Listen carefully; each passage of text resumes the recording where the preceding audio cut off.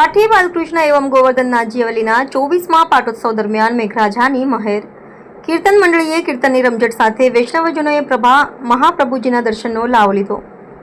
તારીખ 20/8/2025ના રોજ ગોવર્ધનનાથજી અવલીના 24મા પાટોત્સવ નિમિત્તે ગોવર્ધન પર્વતની પૂજા અર્ચના કરી વૈષ્ણવોએ ધન્યતા અનુભવી હતી. મંગળ આરતી, શ્રૃંગાર દર્શન, નંદ મહોત્સવ, 56 ભોગ દર્શન સહિત વિવિધ ધાર્મિક કાર્યક્રમોનું આયોજન કરાયું હતું અને કૃષ્ણાવાડી ખાતે મહાપ્રસાદનું આયોજન કરવામાં આવ્યું હતું. રિપોર્ટર રજનીકાંત રાજગુરુ, લાઠી.